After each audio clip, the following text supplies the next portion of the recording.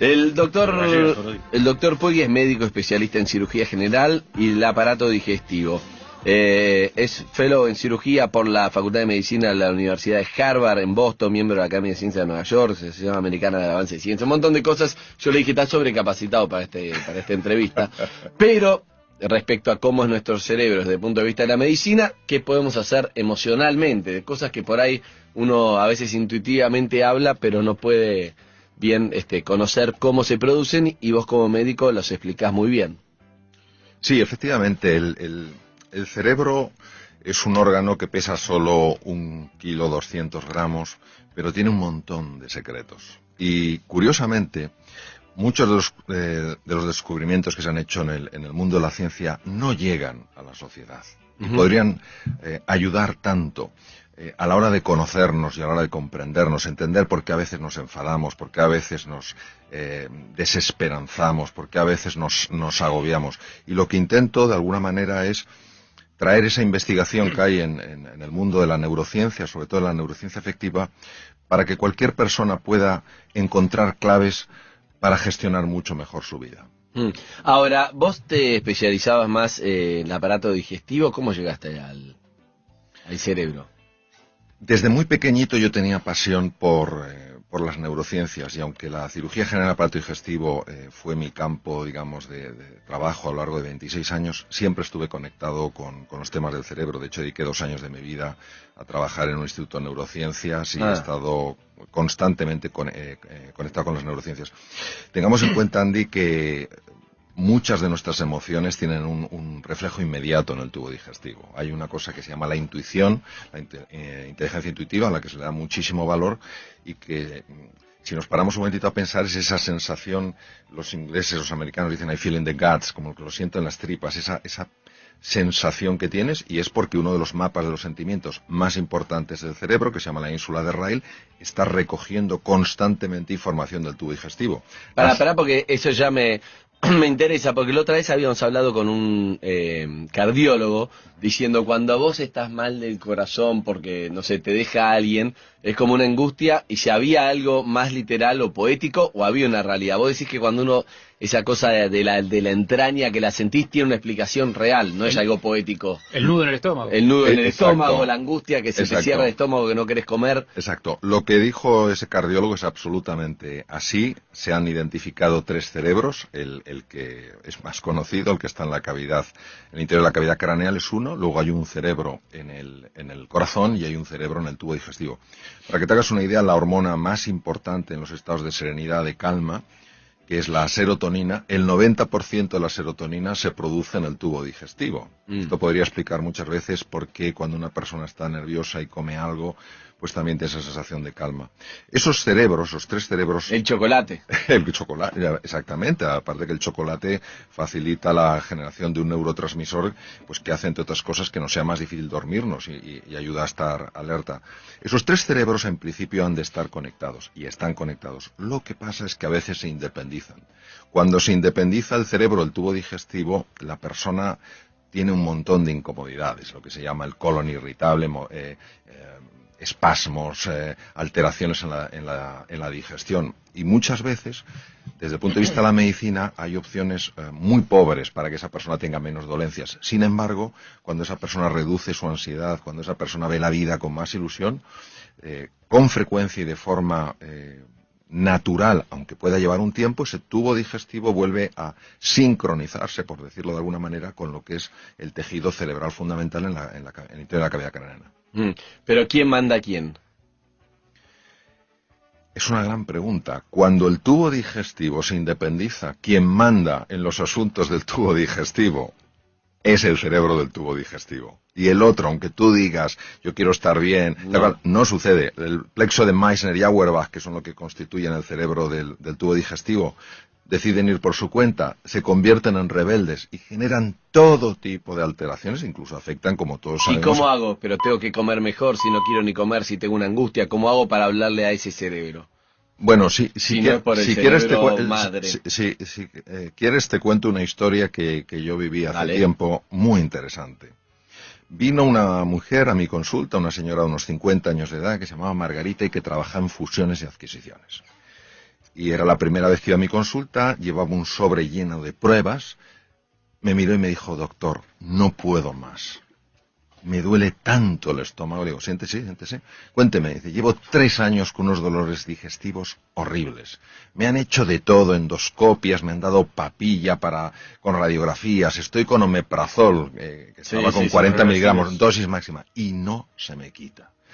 Dediqué 1 hora a observar todas las pruebas, todas eran normales, no había nada, y entonces le hice una pregunta. Le dije, Margarita, déjeme que le haga una pregunta. Dígame, doctor, ¿hay algo en su vida que a usted le genere mucha tensión? Y al principio la mujer se quedó un poco descolocada pensando que le preguntaba por algún problema familiar grave, una situación económica difícil.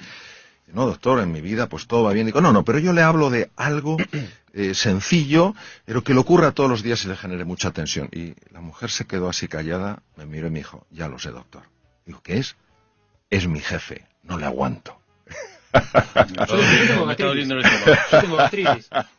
Y entonces le dije, pues ya tenemos el remedio para su estómago. Y recuerdo perfectamente... Cambia de trabajo. No, fíjate, recuerdo perfectamente que me miró y me dijo, ¿otra endoscopia? Digo, Margarita, si se la han hecho hace 2 meses, me subirá la dosis de omeprazol. Digo, Margarita, esta dosis máxima. Dice, entonces, ¿qué me sugiere? Y le dije, pues a partir de ahora, cada vez que vaya a su trabajo y vea a su jefe, le va a sonreír. Yo creo que me miró pensando que había topado con el cirujano más imbécil del mundo mundial. Y lo primero que me dijo fue, doctor, mi jefe no se lo merece. Y ahí la agarró. Estaba ya súper tensa y colorada y le digo, si no es por él, es por usted. Y me dice, no me va a salir. Digo, pues finja. Digo, pero es que lo que usted me pide es imposible. ¿Cuánto tiempo lleva usted con dolor de estómago, Margarita? 3 años. ¿Y cómo se ve así? Es horrible. ¿Por qué no lo prueba? Se fue y yo francamente no sabía si lo iba a probar. Más bien pensaba que no. A las 2 semanas mi enfermera salió para llamar al siguiente enfermo y era Margarita. Se asomó por la puerta, me miró y me dijo, doctor, si no lo veo, no lo creo. Ah, siéntese, cuénteme. El primer día tuve que utilizar todos los músculos del cuerpo para esbozar una tenue sonrisa. Pero conforme fue pasando el tiempo, sucedieron cosas muy curiosas. La primera es que mi jefe empezó a cambiar. La segunda es que dejó de dolerme el estómago, pero la tercera es muy llamativa. Verá, yo no le dije, me comentó, que aparte del omeprazol tomaba sobrecitos de Almax. El Almax es un producto que tú te lo bebes para calmarte de forma inmediata el dolor de estómago. Es un alcalinizante. Entonces, mis compañeros en la oficina se dieron cuenta que no estaba tomando cada 2 por 3 el Almax. Y me preguntan, Margarita, ¿pero por qué no tomas el Almax? Y dice, pues porque he estado con un médico y se me ha quitado por completo el dolor de estómago. Dice, doctor, prepárese que le viene toda la oficina. Claro, porque por el jefe. Aquí la sonrisa tiene la capacidad de alterar el circuito de la angustia, ya que está mandando un mensaje al cerebro de que todo está bien. Si aguantas la sonrisa, el cerebro necesariamente tiene que hacer algo para adaptarse a ese mensaje. Aunque sea fingida. Aunque sea fingida. Es increíble porque, es increíble porque no es una nota espiritual que te le dice hay que ser feliz, hay que sonreír, que no la estamos desmereciendo, pero te lo dice alguien que es especialista en sistema digestivo, especialista de Harvard, y él lo que está diciendo es algo científico, sí. Para que no sea como vos sonreírle a la vida, que la vida te devuelve. Es algo científico que él dice, tu cerebro le ordena como que al reírte dice todo está bien, o sea, cambiás la cara de orto, por decirlo de alguna manera, le decís como que todo está bien y entonces todo el cuerpo entiende que todo está bien, o sea, como que el cuerpo es un reflejo de lo que vos ordenás, y si vos le pones todo el tiempo la cara de amargado, tu cuerpo va recibiendo eso. Es grosso eso que estás diciendo es absolutamente... Yo estoy diciendo lo que estás diciendo vos.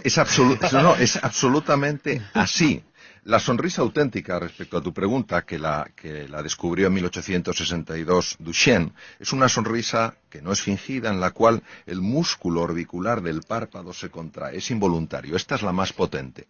Sin embargo, incluso fingiéndola, no hablo de la sonrisa irónica, como me estoy riendo de ti, tal cual, sino haciendo ese esfuerzo por sonreír sin que te apetezca, ese arco que va al cerebro tiene literalmente la capacidad de cambiar el estado emocional. Lo mismo que utilizar palabras positivas. En Boston se hizo un estudio, en el hospital donde yo estaba, se proyectaron unos unos slides que tenían palabras negativas, una serie de voluntarios. Y estuvieron unos minutos observando las palabras negativas. Imaginaros, pozo, oscuridad, problema, dificultad, imposibilidad. Se les sacó sangre y se les tomó una muestra de saliva para una técnica que se llama radioinmunoensayo, que es medir hormonas. Se observó una elevación del cortisol. El cortisol es la hormona del miedo. Se cambiaron las palabras y el cortisol inmediatamente bajó. Es decir, nuestras palabras abren espacios emocionales, llaman a determinadas imágenes. Todo esto nos tiene que dar un montón de ilusión y un montón de esperanza, porque quiere decir que en la gestión de nuestra cara, en la gestión de nuestras palabras, en la gestión de las acciones que llevamos a cabo, está también la gestión de nuestro mundo emocional. Pero entonces te voy a preguntar algo clave. Cuando alguien dice, esta persona se enfermó por lo amargado que estaba, vos estás diciendo que puede ser un poco cierto, digamos, que es repetidamente esta persona refleja que está triste o está amargada o lo que sea, entonces va mandando la orden al cuerpo y ese cuerpo con un dolor de panza 3 años lo puede sostener, pero por ahí repetidamente algo más que se va haciendo mal termina generando una enfermedad. Eso es por eso que uno dice cuando está amargado, ¿sí que tiene que ver? Es literalmente así. La Universidad de Harvard, que es la pionera en el mundo en estos estudios, ha demostrado que entre el 60 y el 90% de las consultas a médicos generales en el mundo occidentalizado son debidas a lo que se llaman emociones tóxicas. Por ejemplo, eso, la amargura, la frustración. Puedo dar un ejemplo muy sencillo y muy clarito. Cuando tenemos estas emociones tóxicas, el resentimiento, la ira, la frustración, de una manera estable, segregamos mucho esa hormona que se llama el cortisol. El cortisol se acopla a la membrana de los glóbulos blancos, de los linfocitos, es decir, células que nos protegen frente a bacterias, virus y tumores, y no lo dejan funcionar. Por eso es más fácil tener un catarro, tener una gripe, etcétera. Esto es algo importantísimo que lo conozcamos, porque nos da mucha sensación de soberanía personal, de que podemos hacer realmente cosas para cambiar nuestros estados emocionales. ¿El estrés tiene que ver con eso? Cuando uno dice se enfermó por estrés, y el estrés que no dormís, estás todo el tiempo nervioso, alerta, ¿es un poco eso? Verás, el estrés es el gran desconocido, porque cuando oímos la palabra estrés, enseguida pensamos que es algo malo. El estrés es la reacción del organismo en su conjunto ante una perturbación que ha habido. Bien sea una perturbación externa, vamos por la calle y vemos un animal peligroso, o una perturbación interna, me tomo 27 bollitos y me sube muchísimo el azúcar. Hay una parte de ese estrés que es positiva, que se llama eustrés, la que me hace que esté más concentrado. Por ejemplo, yo aquí, pues vengo con muchísima ilusión, es un programa de radio importantísimo, pero es una perturbación en mi vida, yo normalmente no estoy aquí. Entonces, esto hace que esté más concentrado, que esté más atento a lo que decís, más atento a las expresiones de vuestro rostro. Esto es positivo y es eustrés y me ayuda a crecer. Yo cuando salga de aquí, como persona he crecido. Sin embargo, hay una forma de estrés que se llama distrés, que es el que te anula, que es el que te frustra, que es el que te amarga y el que te hace daño. El distrés, hoy en día, se sabe que la causa número 1 es internamente, constantemente, estarnos hablando de una manera que, lejos de ayudarnos, lo que nos está es bloqueando. Nunca lo vas a conseguir, si es que es imposible, si es que eres un torpe, te faltan títulos académicos, no sé qué tal cual. Y es que se ha podido fotografiar, porque hay tecnología que se llama resonancia funcional magnética, para ver qué ocurre en el cerebro. ¿Qué áreas del cerebro se iluminan? Exacto, qué áreas del cerebro se iluminan cuando esa persona que ha sido atrapada hábilmente por entre comillas, engaños psicológicos, empieza ella a generar esas conversaciones. Y se han observado, por ejemplo, cambios importantísimos en el riego sanguíneo del cerebro. Pero ¿cómo hago? ¿Me tengo que mentir como Margarita? ¿Tengo que decir, vos sí podés, aunque no te la creas? ¿Cómo lo das vuelta? Esa es una magnífica pregunta. Mira, nosotros vivimos en espacios de la realidad. Es decir, lo que vemos es solo una parte de lo que es. No cabe duda que la vida tiene partes feas y partes muy duras. Y negarlas es negar la realidad. Lo único es que junto a esa parte de la realidad que no nos gusta, podemos también buscar esa parte de la realidad que existe. Es decir, esto no hay, esto no funciona. Bueno, ¿cómo podría hacer que funcionara? Ten en cuenta que donde nosotros llevemos la atención van nuestras emociones y se hace más real para nosotros. Es decir, si solo estamos enfocados en el aspecto negativo de las cosas, llega un momento, literalmente, en el que aunque haya algo positivo y valioso, no lo podremos ver, es imposible verlo. La percepción es una construcción cerebral.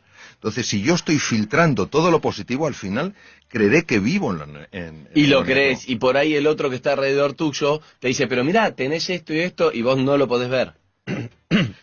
Aunque otro te diga, un tercero te diga, mirá esta realidad, Bueno, todo pasa, sí. es tu propia realidad que ya no Naturalmente no- que sí, hay lo que se llama el sesgo de atención, es decir, cada uno tiene su sesgo de atención. Hay personas, por ejemplo, y antes os he estado escuchando que habláis de Ujú. la mentalidad positiva, Sí. hay personas que viven en un mundo de oportunidad, no niegan la realidad de los problemas, tampoco niegan la posibilidad de las oportunidades. Y hay personas que viven constantemente en un mundo de amenaza. Viven en el mismo espacio físico, Te entiendo. pero no viven en el mismo espacio mental. Claro, si yo vivo en un espacio de amenaza, ni seré emprendedor, como estáis comentando antes, ni trataré a la gente con afecto, porque veré enemigos. y Tengo oponentes miedo por al de- fracaso, Exacto, tengo claro, todo claro. el tiempo Entonces, miedo. exacto, y eso es la profecía que se autocumple. Si yo creo que hay oportunidades, encontraré una dificultad, tendré que lidiar con esa dificultad, pero yo no me concentraré, no llevaré toda mi atención al problema, sino también a la búsqueda de la solución, con lo cual es mucho más probable que la encuentre. Pero eso no es genético, no tiene que ver con la personalidad. Es decir, soy una persona. Hay personas que es como, voy para adelante. Yo hablaba con un amigo ayer y que él no. Le digo, pero vos cómo hiciste, fallecieron en un año y pico los dos padres, ¿no? Cuando tenía 20 y pico. Entonces le digo, ¿vos cómo saliste adelante de esta situación? Entonces él me dijo, bueno, es que no miro para atrás, me dijo. No miro para atrás. Así cuando tengo tal trabajo, cuando lo dejé ya está. Cuando fue lo de mi padre, digo, ¿de qué manera puedo seguir adelante con qué es lo que puedo hacer? Y bueno, me puse a trabajar, me puse a salir adelante. Y yo me pensaba, a mí en situaciones así, y yo todo el tiempo yo miro para atrás, por ejemplo. Estoy diciendo, uy, cuando no sé qué, más melancólico, tal cosa. No puedo, es como es cada uno. Y eso digo, ¿yo lo puedo cambiar o es inerte a la personalidad de cada uno? Esa pregunta se la han hecho científicos a lo largo de muchos años y sobre todo cuando se descifró el genoma tomó una relevancia muy importante. Mira, Andy, fundamentalmente podemos decir así, podemos dar los siguientes datos. El 40% es genético y el 60% es no genético. Ahora bien, dicho esto, tenemos que añadir un nuevo elemento. ¿Quién hubiera pensado hace unos años? En la Universidad de Harvard, por ejemplo, no se podía hablar de esto, porque parecía que era algo esotérico. Ujú. ¿Quién hubiera dicho hace unos años que los estados emocionales de la persona podían afectar al material genético? Hoy hay una ciencia de peso sólida, más que reconocida, llamada epigenética, que demuestra que los estados emocionales de las personas movilizan ciertas hormonas, moléculas de la emoción, que interactúan con la membrana de la célula, tienen acceso al material genético y hacen que unos genes se queden dormidos y otros genes despierten. Imaginaros el impacto de esto, es decir, hay algunos genes que es fabuloso que despierten, genes relacionados con neurotransmisores asociados a la inteligencia, y hay otros que es muy interesante que sigan dormidos, oncogenes, genes Con relacionados enfermedades. Entonces, ¿qué quiere decir? Que una vez que se ha descubierto la epigenética, ya tampoco podemos decir 40 y 60, es, como decía nuestro gran filósofo José Ortega y Gasset, el ser humano no es un participio, es un gerundio.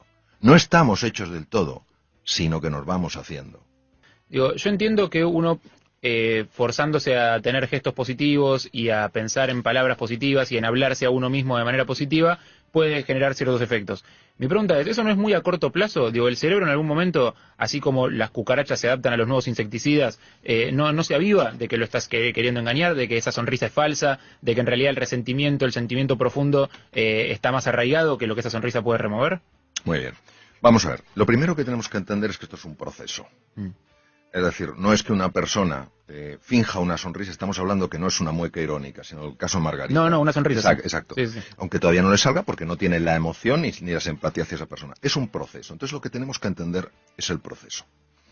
Y la pregunta es, ¿realmente el cerebro puede cambiar? Yo me acuerdo que cuando estaba en la Facultad de Medicina y tenía 19 años, teníamos una profesora de psicología, un poco dura la mujer, y dijo, a los 7 años la personalidad está totalmente definida. Yo me quedé un poquito... No, pero el cerebro es plástico, cambia.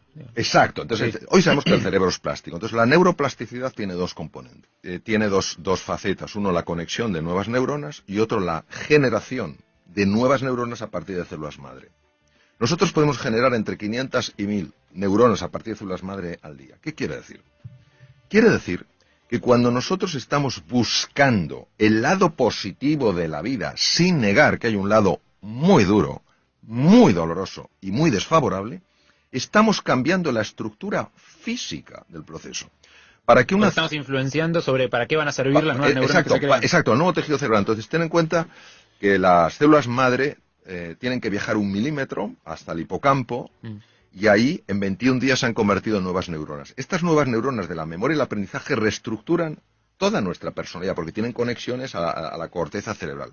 ¿Qué quiere decir? Que en el fondo estamos reinventando nuestro cerebro, y va pasando el tiempo, y si nos mantenemos, si seguimos con nuestras caídas, con nuestras desesperanzas, diciendo, esto es una tontería, pero volviéndolo a tomar, llega un momento en el que el cerebro realmente, físicamente cambia, y de manera natural empiezas a ver con especial facilidad aquello de la vida que sí está bien. Con lo cual, tu forma de relacionarte con la vida es radicalmente distinta, porque te relacionas con más ilusión, con más alegría. ¿Niegas el problema? No, pero das más peso a la oportunidad. Ok, está bueno. Pero tenés que, es un ejercicio difícil, porque parece fácil, pero si vos tenés bronca, cuando yo tengo que ir y reírte, para que no sea irónico, para que sea en serio, tengo que sobreponerse a esa bronca y decirte, hola, ¿qué tal, doctor? Buenos días, ¿qué tal? Y es como, ¿viste? Entonces, sí. El orgullo y el resentimiento puede traerte una enfermedad a vos. Sí. Eso es lo que hay que entender en lo que él está diciendo. Sí. No es hacia la otra persona, no se entera, es a vos que te hace un mal. Entonces, cuando tiene una bronca o tiene algo guardado, no se lo puede sacar de encima, cuando insulta al aire, cuando le pega una trompada a una pared, cuando grita, digamos, cuando eso se lo saca de encima, ¿o no?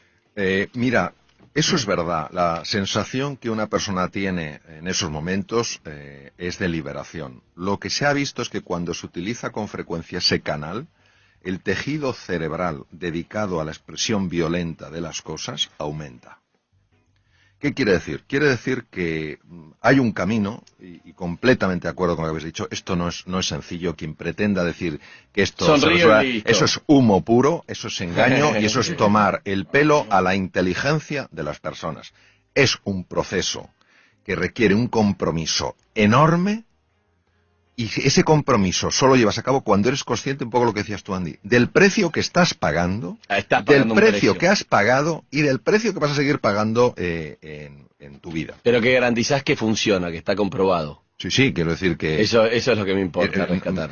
Y no solo que esté comprobado, es que yo lo experimento en mi propia vida. Y respecto a la pregunta que tú hacías, que yo creo el comentario que es fundamental, ¿qué hacemos en los momentos de esa tensión? Pues yo recomendaría mucho lo siguiente. Es una técnica increíblemente sencilla. Tomar una hoja de papel y empezar a escribir las emociones. Ponerte a escribir las emociones. Enojado, furioso. Exacto, enojado, furioso, no puedo más, tal cual.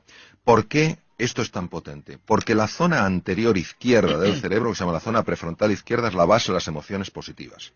Cuando nosotros, una emoción que la tenemos ahí y que nos está desbordando, pero que todavía no la hemos articulado en el lenguaje, empezamos a articularla en el lenguaje, a la fuerza, para poderla articular en el lenguaje, para poderla escribir, tiene que pasar por la zona prefrontal izquierda. ¿Y entonces qué pasa cuando pasa por ahí? Pues imaginaros un hierro súper caliente que lo haces pasar por un tanque de agua fría. Entonces, no es que la temperatura, ese aumento de temperatura desaparezca por completo, pero sí se aminora. Y en ese momento ya puedes gestionar. Luego, otra cosa importantísima y que se ha demostrado de una utilidad máxima es, en esos momentos, cuando uno está así, uno es peligroso. Es increíble porque mi papá viene siempre, es sexólogo, mi padre médico, viene acá siempre con una frase que recién lo entendí desde el punto de vista de la neurociencia. Él siempre dice, lo que se verbaliza deja de ser peligroso. Y es exactamente lo que acaba de decir, que vos lo explicaste por qué es así, porque hay algo negativo que pasa por el otro lado del cerebro y eso lo tranquiliza. Entonces, o hay que decirlo o hay que escribirlo, está diciendo todo lo que uno siente. Lo que hoy sabemos desde la neurociencia, que han pasado muchos años, es que hay muchos elementos químicos. Y cuando hay esa frustración y esa tensión, hay una química que nos convierte en personas peligrosas. En ese momento, si tú vas a tu casa, vas a ver a tus hijos, vas a ver a tu mujer, a tu marido, a quien sea, y les vas a ver como oponentes, es decir, les deshumanizas. Entonces, hay otro sistema súper sencillo y súper potente para reducir esto, que es el ejercicio físico. No hablo de irse a un gimnasio. Hablo de que en esos momentos de tensión empezar a andar deprisa por la calle. Los demás pensarán... Caminar. Claro, pero caminar acelerando el corazón y la respiración. ¿Por qué? No caminar normal. No caminar normal. Tienes que acelerar, es decir, como si fueras a perder el autobús, pero sin estar Sí. corriendo. ¿Por qué? Porque al hacer eso hay dos cosas que se ponen en marcha. Una de ellas se llama, o dos hormonas, se llama la oxitocina. Más conocida en la mujer, sin embargo en el hombre tiene un papel importantísimo. Y el otro es la beta-endorfina. Ambas hormonas tienen la capacidad de desconectar un núcleo cerebral que se llama la amígdala. La amígdala y el hipotálamo son las bases de las reacciones de ira.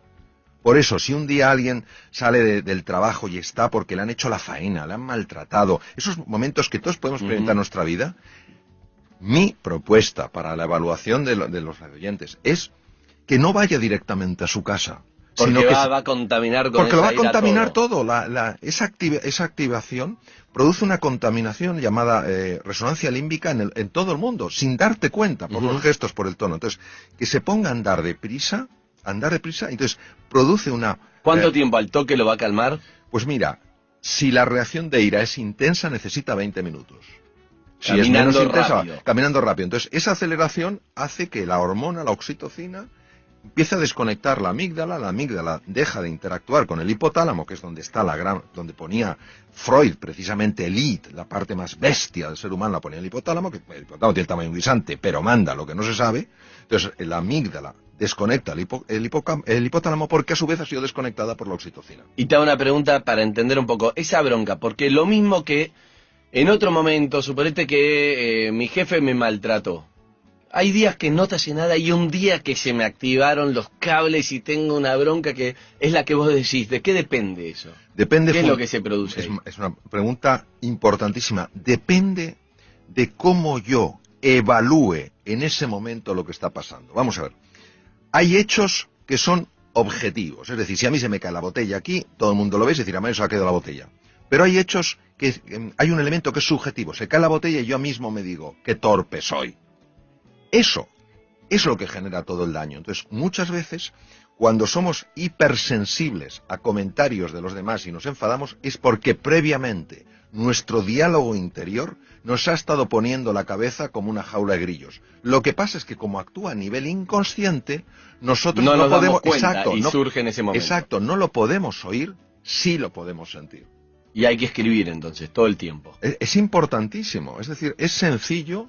Y aquí la prueba del algodón, como decimos en España, la prueba de eso es que se pruebe. Que Ahora, se pruebe. Que se pruebe. Y empiezas A ver si el doctor es un vendehumo o no. Exacto, que lo exacto. haga. Ahora, hay que hacerlo dándole una oportunidad al ejercicio. Okay. Es decir, hay que hacerlo en serio. No escribo 3 garabatos, esto no funciona. Okay. No, porque hay que tener en cuenta que la venganza, y voy a decirlo en sentido metafórico, es muy dulce.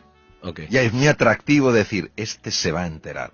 Bueno, que sepamos que cuando alguien nos hace una faena en el coche y tenemos toda razón para enfadarnos, a quien le sube la tensión arterial es a mí. Al que se le altera el sistema inmunológico es a mí. Es decir, es una forma, no digo de egoísmo, sino de sano cuidado de uno mismo. Se trata de conocerse para comprenderse y comprenderse para superarse. Vamos a ver. Hay veces en la vida en las que a nivel personal o profesional, con pequeños cambios vamos tirando. Eso no es reinventarse.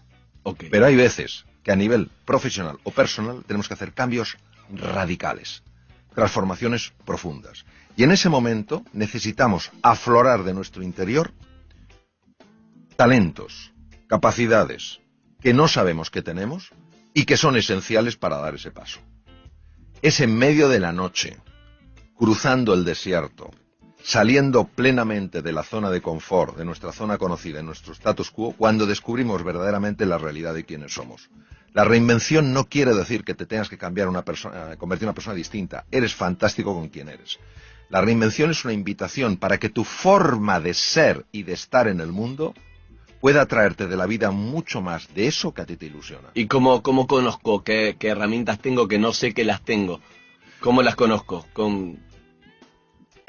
Claro, la reinvención implica que tenemos que encontrar una fuerza lo suficientemente grande para salir de la zona conocida, la zona de confort. De la zona de confort. Hay veces que uno lo puede elegir o hay veces que la vida te lleva a eso. Exacto, exacto. Entonces, de la zona de confort se pueden salir de dos maneras. Uno, la vida te saca. Ya está, estás fuera.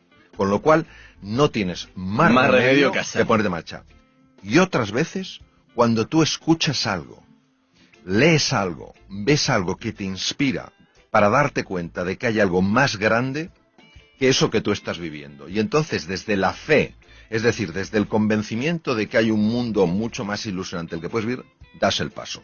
Solo cuando das el paso, empieza a suceder. Es decir, tu pregunta... A medio camino no va. Tu pregunta es muy difícil de responder de una manera puramente racional, porque es, yo daré el paso cuando lo vea.